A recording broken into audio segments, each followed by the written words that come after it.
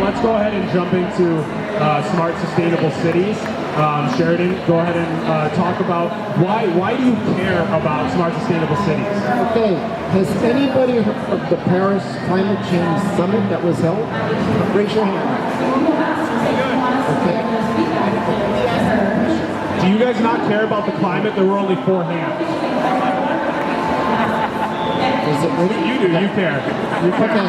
No, Heather, how many gamers are in the raise your hand if you're a gamer. Okay? How many people have played SimCity? Okay, good. So what we do is we do SimCity, but for real. And we build real cities, and we're going to gamify it. And we're going to do SimCity Super pumped by the game plus Minority Report. So you can walk through real cities. We're doing it in Copenhagen and Sweden, where you can walk. You could fly down from the satellite down, and you can literally walk around. And if you scanned it in, you can walk through it. And then we're going to pull up Minority Report real time, just like the movie. So if you remember the Minority Report or Snow Crash, we already have it. And so I'm bringing it to the Bay Area this year. And I'm talking to cities, San Francisco, Oakland, San Leandro, San Jose, Palo Alto area. So we're going to find out. And our goal is to involve citizens, because one of the problems is that it's all top-down government, right? Big brother. And you gamers all know that government makes crappy games and crappy cities, right? And so what we want to do is open it up, because we think gamers in particular, because a lot of our guys are gamers, could do a better job designing cities that people actually like. Yeah. So that's what we're going to do. We're going to be, you guys can cut in if you want. Crack jokes if you want. Well, the only thing...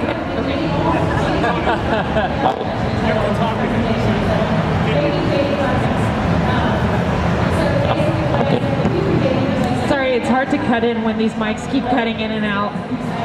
Test.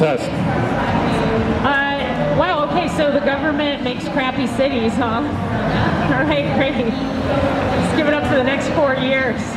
So wait, so you want to create these like SimCity worlds you can beam yourself into virtually, right? And that's correct? You did it with the Nordic countries, and now you're going to come here. So in a couple of years, we might, with his technology, be able to beam ourselves into Newark and just explore Newark virtually. That's amazing. Maybe Milpitas too? I just heard now that the Raiders are going to move to that virtual city. Oh, are they? Yeah. Built them a new $6 billion virtual stadium. Very exciting. I wonder if people like want to go to like really boring cities though. Like someone's like, my whole life I've just wanted to visit Fremont. Like that's all I wanted. Now that's where imagination takes over, and that's why gamers see the difference between reality and virtual reality is in the reality we have boring cities. In virtual reality you can create anything you want. Have you ever read Alice in Wonderland?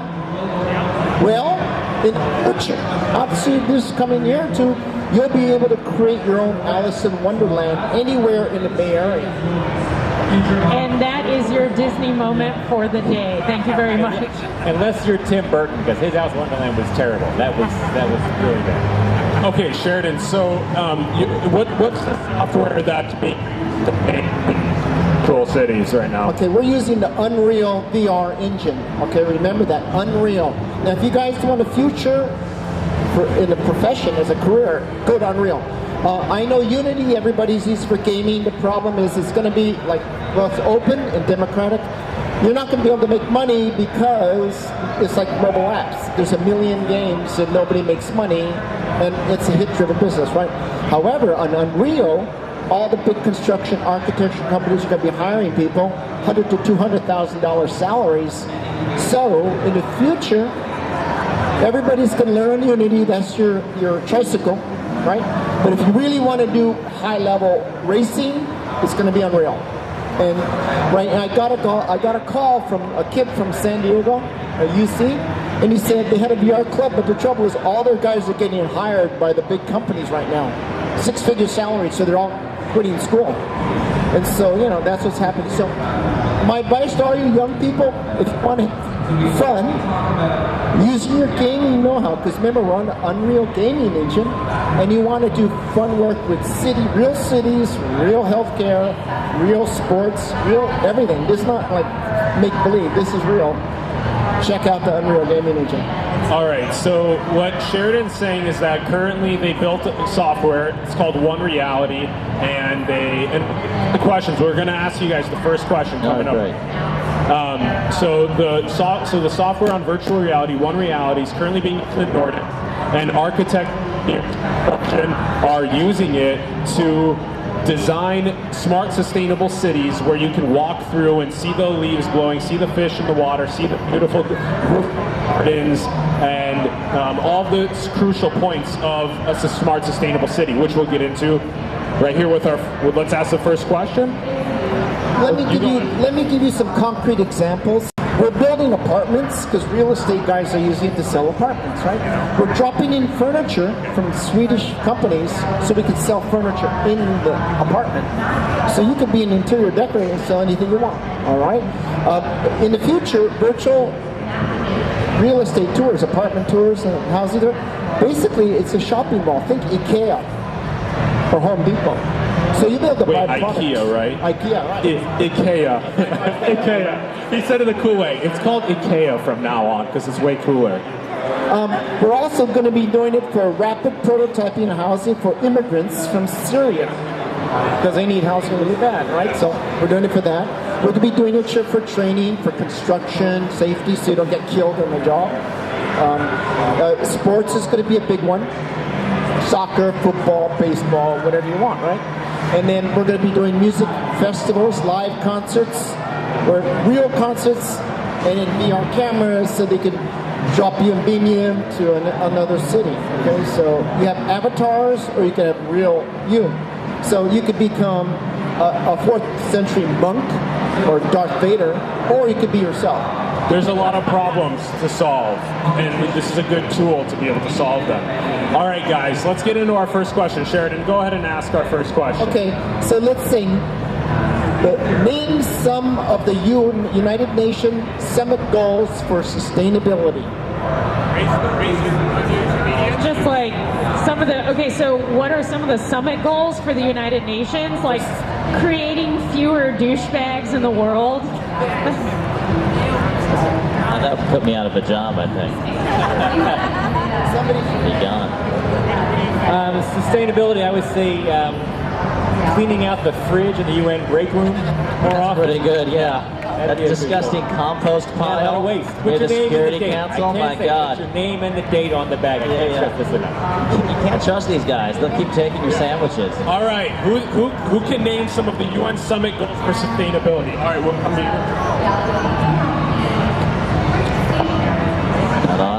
Keep our global temperatures under 1.5. So keep the global temperatures under 1.5 centigrade. 1.5. That's Is correct? that a Eureka? Eureka! This guy got something, yeah. All right, that covers the climate action portion of it, right? All right. So I'll give you some more, okay? That's a good one because that's the key goal, right? The other one is affordable clean energy is one. Industry, infrastructure, innovation, right? Sustainable cities. And then what he did, climate action. Keep her under 1.5 degrees if you can, and 2 max. That's a climate action. See if we have other answers. There's more than that. I'm just going to go off that and say Reducing carbon. Reducing what? Carbon emissions. Reducing Yeah. carbon emissions, less that's gas. big, yeah. That's big. That's big, yeah. Yeah. All right, let's give another prize. All right. Keep Get your those shirts parts out. to a minimum. If that's the wrong size, visit us afterward with you. Oh yeah, we have another answer? the way Size is fine. Changing the way we eat. Changing the way we eat. Less cows. So Methane. So I guess that ties into the CO2 emissions. CO2 emissions. How about another? Let's think outside, and more in the places that we live. Maybe. What do we need outside? What would the UN say we need to renovate on the side of living? In terms of where we live, right? So maybe this guy here. Are you kind of waving your hand? You're just like that's the most casual. Like maybe I'll answer. Water conservation. Conserving more water. Harvesting. Water conservation. I mean, that's, yes, what's clean, what's infrastructure, right? It's kind of, Yeah. Infrastructure, okay. sustainable, yeah, because water's part of it, but it's not the main one. How about, does it involve living in like geodesic domes with no real walls? Does that help? Yeah. Well, okay. Let's have you talk about the answers. So we'll give you guys the answers now of the UN Summit Goals for Sustainability. So sustainability basically is, and the first one is right, we don't burn up the earth, right? So if we hit 2 degrees centigrade, it takes off, and basically we might face, 40, 50 degree increases in the future, right? Which basically San Francisco will be a desert. All right, so that's the main goal. And the way you get there is you have energy, clean energy, because carbon is from the fossil fuels, right? So solar, wind power, biofuels, things like that. The second is infrastructure, because if you're driving around all day, you're going to be kicking up a lot of gas and fumes, right? And so infrastructure is really important to make it efficient, compact. That's why cities are good. And the building side of it. Right. Anything. So the less energy you can use, basically, the better. All right. If SF was a desert, that would save so much traffic to go to Burning Man. They could just have it That's right right. here. That'd be amazing. Right. This would be Cabo, basically. That's how one would be, right? Or on the whole energy consumption, as long as one of the coefficients is 0. So if we're using solar energy and we're multiplying all of our energy use by 0 because it's solar and it doesn't emit carbon, then we can consume as much energy as we want. Really smart, dude. Mind blown. That was really smart. Did you say it would be Cabo or Kabul? Cabo San Lucas. That's what I thought, yeah. Sammy Hagar Nice. show up with his tequila. Kabul, Afghanistan. Okay, ready? Want to go number 2? Okay, number 2. Okay, here's question number 2. Now, this is relevant. Now, I'm not taking any political sides, okay? Name some of President Trump's goals for sustainability. We're talking about sustainability for his own presidency or for the Earth? I've got one. So the got one. toupee needs to be preserved. The orange toupee, that's a must. I would say one of his goals for sustainability is to use the Cialis for all 36 hours. Okay. That's a good one. Oh, the spray tan, right. 24-hour spray tan machine, that's important too. Yeah, organic spray tan. Why aren't you guys part of his staff? I don't know, he should hire you right now. That's the only qualification required, I think. I think we passed. Or a note from your mother, I think we'll get you in. That's plenty. You can pee on him. Okay. Let's take some answers from the audience. What are some Sustainable of the golden Trump's showers. and we actually have answers for this. So you guys, answer to this. Anyone have any ideas? T-shirt if you're right. Trump's goals for sustainability. Come on, guys. Someone's got to think of something. No one here even knew he had any. Look at that, just stumped face. Wait. Like, Come on, what let's are see you what making NASA has this to up say. comedy show? Wait, guys, NASA's about to talk. Come on.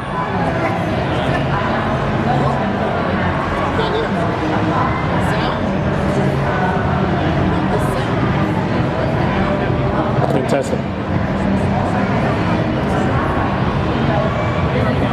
Quite unnecessary, so it doesn't have fire for sustainability. Yeah, that's Like Charlie Brown's teacher. Can you repeat what he said? he said that Trump's mitigate and eliminate some of the environmental costs in the industry.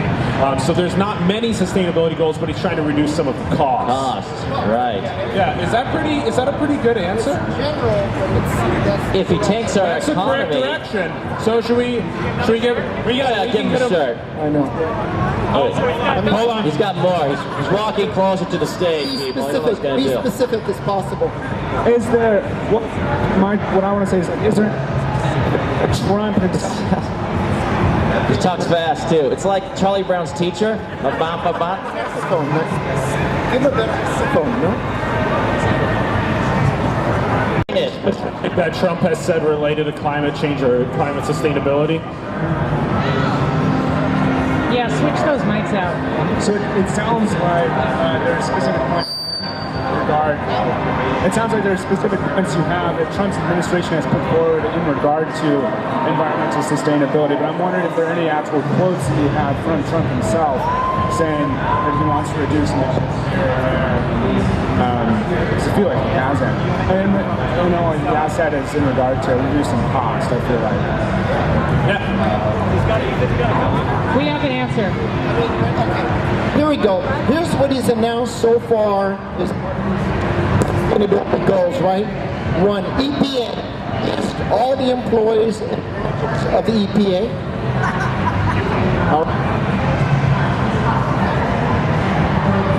One possibility is he cannot fire them, so he will give them a $1 a year salary. Under the law, it's permissible, which is basically in effect firing everybody. So he can do that. The other one is the Keystone Pipeline, reverse Obama, and put the pipeline through the Native American reservation. So go up and build all the pipelines, start up coal mining again, even though it's so expensive. And then NASA, he wants to move the climate change monitoring from NASA to NOAA, the National Oceanographic, right? Because he thinks NASA's too political by releasing satellite data. Yeah, I don't know if anyone started following Rogue NASA on Twitter. Yeah, that's what I'm talking about. Yeah, alternative facts. So,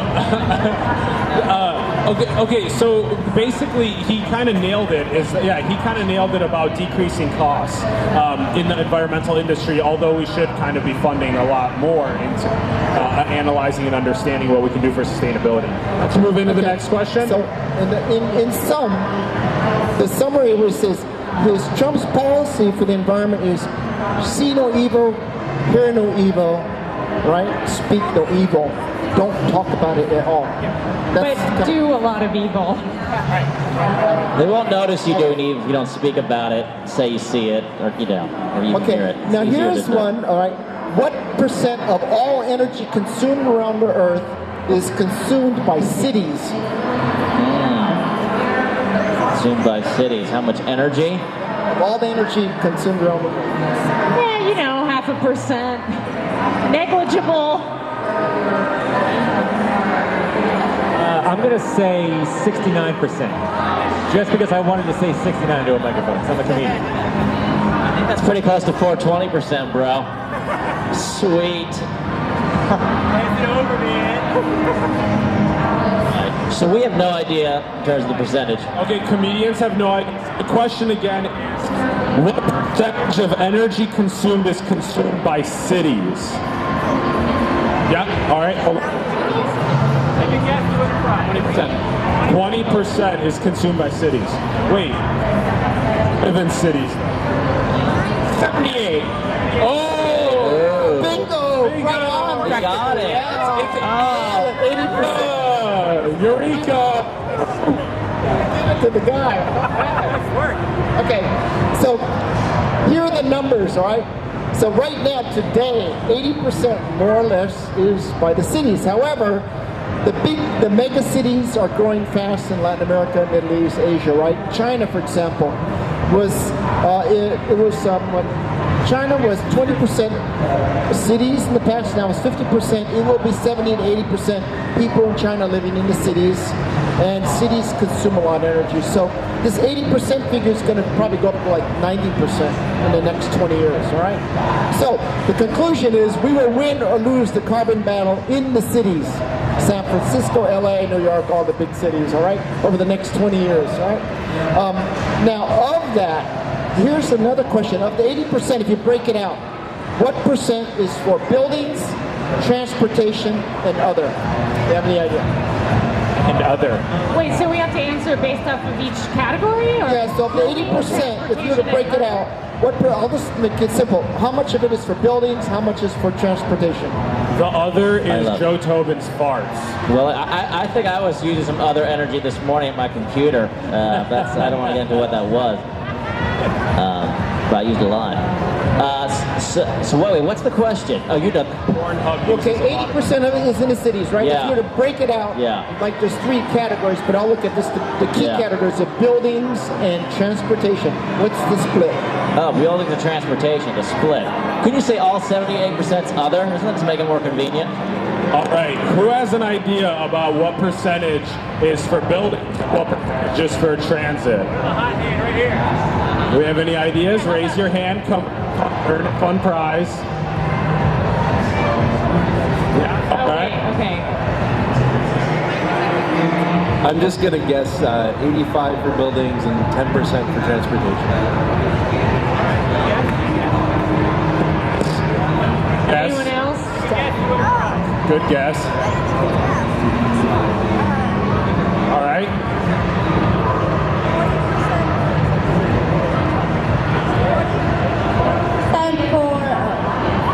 For transportation and then 60 for building. 40 for transportation and 60 for building. That's pretty close. You got the transportation right on the nose. Yeah, Eureka! Woo! You nailed it. Yeah, Okay. give us something for that, man. So here's the breakout, okay? Of the 80%, okay? 30% for buildings, 40% for transportation. Congratulations. And then 10% other, right? Now, here's the other one, all right?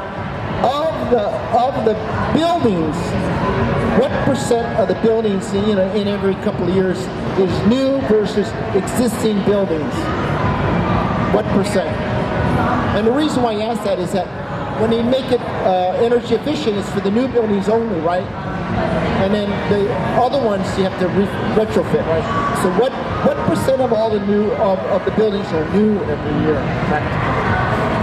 So what percentage of buildings are newly built buildings, which are typically more energy efficient buildings, versus older buildings that aren't as energy efficient? I mean, that is way, like. I will say 3.5% is new. It's new. Okay, I will meet your 3.5 Gonna go prices for right? $1. I'll go for 6.9. Oh my God. Hey, you guys, you even got some laughs from him. He knows what 6.9 is. He got a Deadpool jacket on. He knows what's up. This kid knows more than I do. What do you guys think?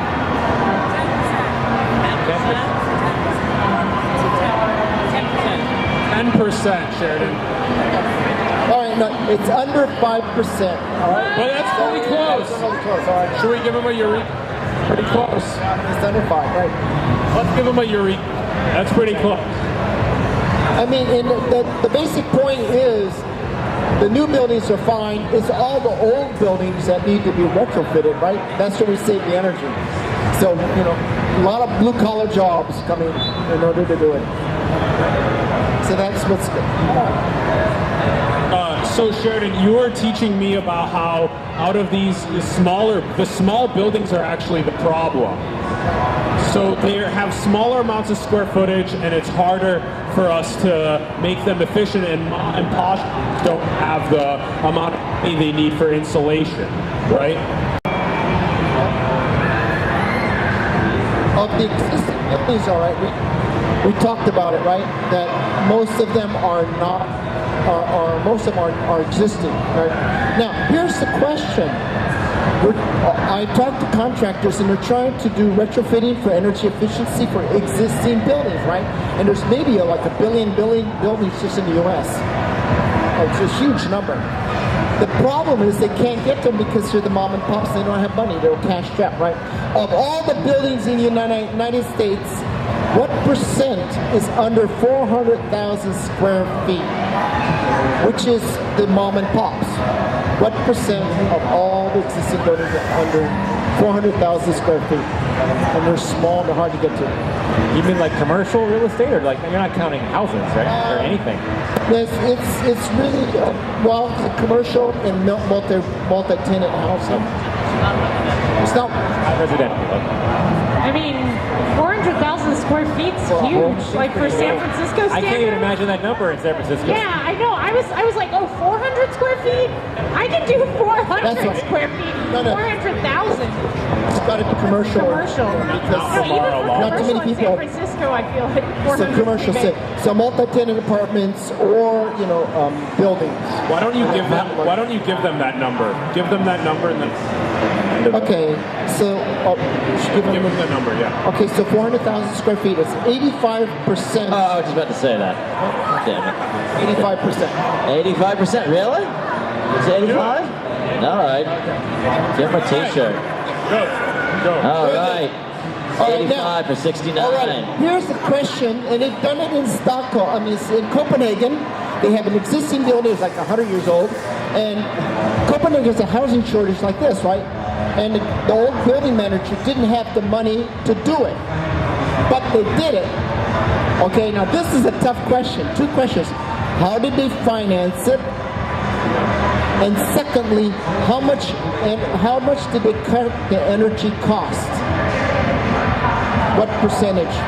I think they financed it with money, number one. I think I got that. Nailed it. And what percentage? 65. I think they had their high school chem teacher make meth for them and slowly build a sustainable meth empire. And I say with 69%. I stand with 69 as well. Anybody out there? Questions? Go ahead.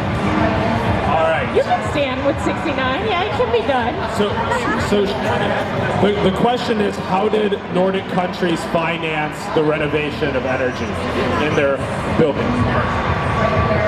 Well, first off, they're saying social democratic things. This guy over here. Stand up, come. Whoever starts with first off has some confidence and wants to say something. This is my shot. He's like ready to drop the mic and walk away. Also, please don't drop the mic. No, don't drop the mic. It's just gonna break. We need every mic. And I'm gonna go with 69% too. Oh, yeah. Let's give it up for him. The 69 is close. Great. Okay, it's 73%. Yeah, that's Very close. Very close. Congratulations. 69 paid off this time. Okay, now, how did they finance it? Okay, now this is pretty ingenious. We have a funny prize. This is anti-aging lip exercise tool. All right. It actually works because that kid's 78 years old. So it's totally, yeah. Again, since you're so close to the correct number, 69, we are giving you this Japanese face. You want to put it in your mouth? Put it in your mouth. I don't think that's where you're supposed to put it. Show people the face exercise. Put it in your mouth, man. I'm sure you've heard someone say put it in your mouth many times before. So let's turn around, show everyone you're exercising your face. Let's give him a big round of applause. That's science. That's science right there. That actually remove wrinkles. It will actually remove wrinkles. Power generator for That's your a mobile. game changer right there. Okay, so anyway, here's how they financed it. They added about 3 floors on top and they sold it as luxury apartments to rich people. And they were able to finance all the retrofit. And they cut 73%. So theoretically, San Francisco could do that. Add a couple floors, sell to rich people, retrofit all the buildings in San Francisco, and cut the energy maybe 80% with smart. Okay, so a lot of energy. And so if our show was financed by rich people, our microphones would work. I think is the next step. Yeah. Shout out to rich people for coming through.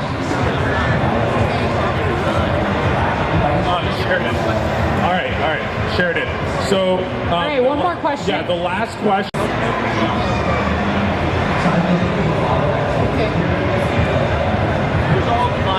There's all three. Okay, ready?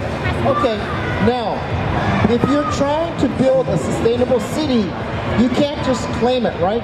You gotta prove it. It means you have to quantify it, right? That's the smart data, all right?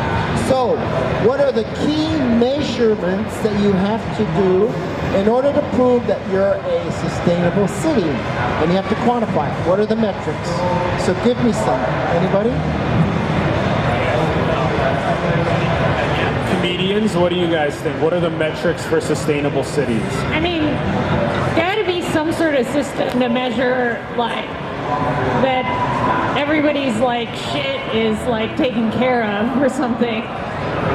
Getting out of hand or something, I don't know. I think if that drink would get impact,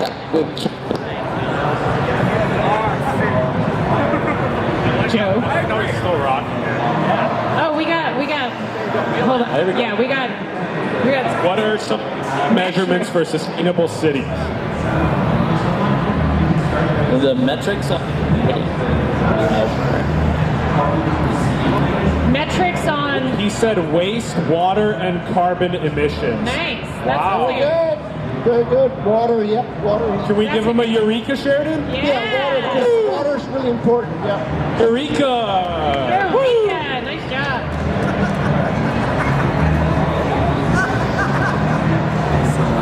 So water, for example, San Francisco, Park Merced, I live nearby. They're ripping out all the lawns because they're water intensive, and they're putting in drought tolerant like grasses and very low, just water consuming plants. So they're doing that around the city, if you notice. So that's good. That's really important because saving water is going to be really critical for most cities. Now, any other measures? Yeah, we have another measure. Smart sustainable cities. It's rained a lot already. Can we just start? Ridership of public transportation? That's got to be one. Yeah, I mean ridership because it really comes down to That's pretty good. power, right? Power. Right? Yeah, so we should. It's energy efficiency. We should give him a little. Yeah, no. No, because remember, transportation is 40% of all energy in the cities, right? So if anything that could be public transportation, biking, or you're going to save a lot of energy. So that's bingo, right? And you can measure that too. That's what Bart's trying to do right now. But Bart, Muni trying to get more riders, right? All right, he gets the last T-shirt. Okay, any more ways to measure how sustainable you are? Any other measures? We have water and we have transportation. Right here in the front. Yes. All right. How much it costs to live there? Cost of Cost of living, not really. That's kind of that's a cost issue. Wait, Sheridan, why don't you talk a little bit about building information management systems? Because I haven't heard of those really until today. So anyway, it's sort of like when you build SimCity, you're building things, right? Now, for real, for when you build buildings, architects, they call BIM, Building Information Management Systems. So it measures everything. So when you move the wall, it actually has a calculator how much it's going to cost you. Or if you put material like granite or something on it, it automatically calculates. So you could move the buildings around and it's all calculating carbon, energy, cost, everything. So that's what they do now, and it's a booming career. So anybody who's into like architecture design, interior design, BIM, remember BIM, Building Information Management Systems. So that's what's happening. And So they dynamically change as you move a wall or add items, they'll change the carbon that you use in the building. Or if you add solar panels, it'll decrease the amount of carbon you use, or garden, it'll decrease the cost So of food. it's like a horror film. Like a horror film you'd normally see. You like how that punchline?